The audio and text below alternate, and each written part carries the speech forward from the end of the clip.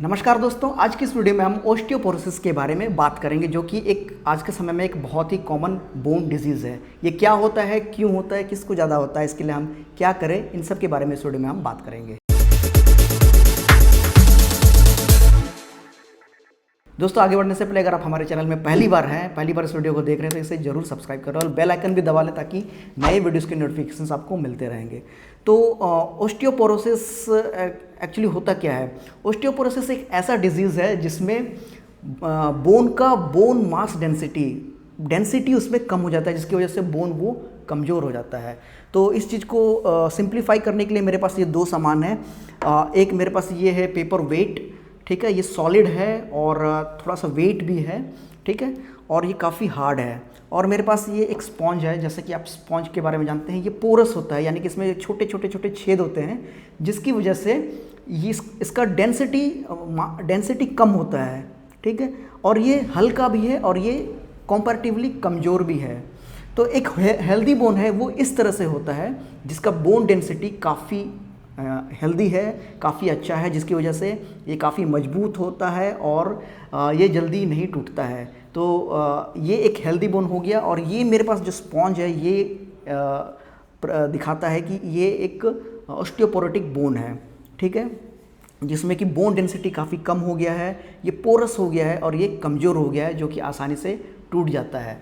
तो healthy bone धीरे धीरे डिग्रेड होते होते, किसी भी कारणवश डिग्रेड होते होते, जब ये इसका डेंसिटी घट जाए और ये कमज़ोर हो जाए, पोरस हो जाए, तो उस कंडीशन को हम लोग ओस्टियोपोरोटिक बोन कहते हैं, ठीक है, या फिर ओस्टियोपोरोसिस कहते हैं इस प्रोसेस को। और जिस बोन में ओस्टियोपोरोसिस होता है उसको ओस्टियोपोरोटिक बोन कहते हैं। और इसी वजह से ये ओस्टियोपोरोटिक बोन बहुत जल्दी फ्रैक्चर हो जाता है। जब हम गिरते हैं, कोई इम्पैक्ट होता है, तो बहुत जल्दी ये टूट जाता है, फ्रैक्चर हो जाता है। तो हमें पता कैसे चलेगा कि हमें ओस्टियोपोरोसिस है या नहीं है? देखिए, ओस्टियोपोरोसिस का ऐसा कोई सिम्टम्स नहीं होता है। ओस्टियोपोरोसिस तभी डिटेक्ट होता है जब हमें कोई किसी प्रकार का फ्रैक्चर होता है, हमारी हड्डियाँ टूटती है, हम डॉक्टर के पास जाते हैं, वहाँ पे जब बोन डेंसिटी का मेजरमेंट होता है तो तब जा कर के ये कंफर्म हो जाता है कि हमें ओस्टियोपोरोसिस का भी शिकायत है। तो इसका एज सच इसका कोई क्लिनिकल फीचर्स नहीं होता है। तो ये किन को ज़्यादा होता है? ये ज़्यादातर उम्रदार वालों को होता है, बुजुर्गों को होता है जिनका एज 60 या 65 से ऊपर है। तो क्योंकि कुछ सर्टेन एज के बाद क्या है कि हमारा जो बोन है वो धीरे धीरे डिग्रेड होता है, उसमें से बोन मटेरियल निकलते जाता है और वो ओस्टियोपोरोटिक हो जाता है, वो पोरस हो जाता है और वो बोन कमज़ोर हो जाता है। इसीलिए आप देखे होंगे कि बुज़ुर्गों में, हमारे घर में, आप सबके घरों में जो बुज़ुर्ग होते हैं उनका हिप फ्रैक्चर काफ़ी कॉमन है। वो ओस्टियोपोरोसिस की वजह से होता है। जब वो बाथरूम जाते हैं, वो किसी तरह से स्लिप होकर गिर जाते हैं तो उनके हिप में फ्रैक्चर हो जाता है और मैक्सिमम केस में वो ओस्टियोपोरोटिक बोन रहता है। लेकिन ऐसा नहीं है कि ये केवल बुजुर्गों में होता है, ये यंग लोगों में भी पाया जाता है, ठीक है। इसका भी कारण इसका कुछ दूसरा है। तो इस ओस्टियोपोरोसिस को समझने के लिए ओस्टियोपोरोसिस को दो टाइप में डिवाइड किया गया है। एक है प्राइमरी ओस्टियोपोरोसिस और एक है सेकेंडरी ओस्टियोपोरोसिस। प्राइमरी ओस्टियोपोरोसिस जो कि एज के साथ धीरे धीरे बोन कमज़ोर हो जाता है, बोन का डेंसिटी कम होते जाता है, बोन ओस्टियोपोरोसिस हो जाता है, उससे हम प्राइमरी ओस्टियोपोरोसिस कहेंगे। फीमेल्स में मेनोपॉज के बाद उनका ईस्ट्रोजन लेवल कम हो जाता है। ईस्ट्रोजन एक हार्मोन है जिसकी वजह से बोन में धीरे धीरे वीकनेस आता है, बोन पोरस होते जाता है और वो ओस्टियोपोरोटिक हो जाता है। तो ये तो था प्राइमरी ओस्टियोपोरोसिस। सेकेंडरी ओस्टियोपोरोसिस या उसे कहते हैं जो किसी चीज़ का कमी या फिर किसी बीमारी के वजह से होता हो।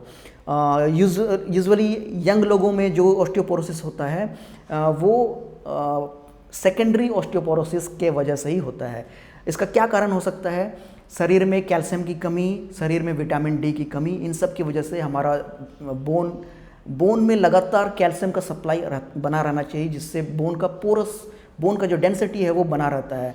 तो अगर हम अपने डाइट के ज़रिए कम कैल्शियम ले रहे हैं, अगर हमारे शरीर में कम विटामिन डी आ रहा है, तो हमें ओस्टियोपोरोसिस होने का बहुत चांस बढ़ जाता है।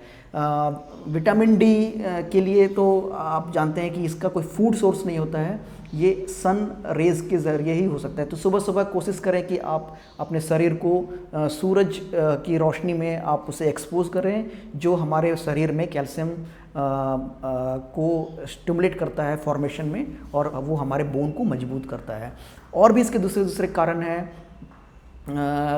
किसी हार्मोनल प्रॉब्लम की वजह से कुछ प्रॉब्लम हो सकता है, या फिर कोई मेडिकेशंस ऐसा है जिसकी वजह से हमारे कैल्शियम डिपॉजिट में प्रॉब्लम आता है, उसकी वजह से भी ये ऑस्टियोपोरोसिस हो सकता है। तो ये तो था सेकेंडरी ऑस्टियोपोरोसिस। तो हम इसके लिए कर क्या सकते हैं? देखिए, एज के साथ बोन का ऑस्टियोपोरोसिस होना नॉर्मल है। इसके लिए हम यही कर सकते हैं कि हम अपने खाना पीना में हम कैल्शियम रिच फूड लें, साग सब्जियां लें। साग में बहुत ज़्यादा मात्रा में कैल्शियम होता है। कैल्शियम रिच फूड लें, और जैसा कि मैंने अभी बताया कि विटामिन डी की कमी से भी होता है ये।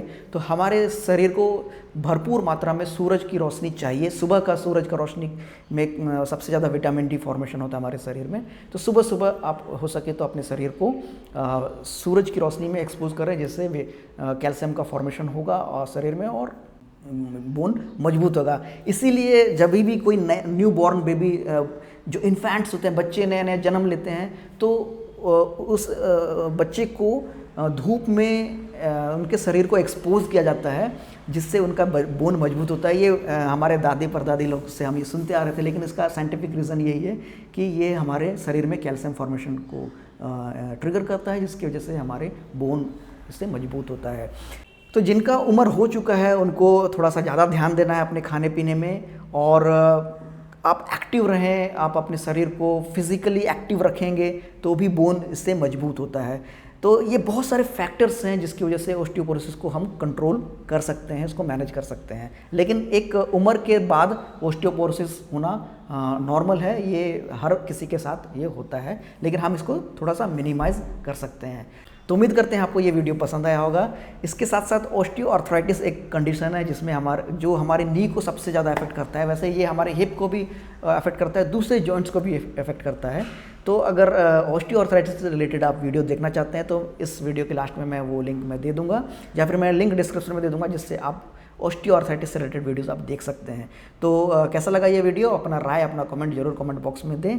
और पहली बार हमारे वीडियो में हैं तो फिर से मैं एक बार कहता हूँ कि हमारे चैनल को जरूर सब्सक्राइब कर लें। Thank you for watching friends, bye bye.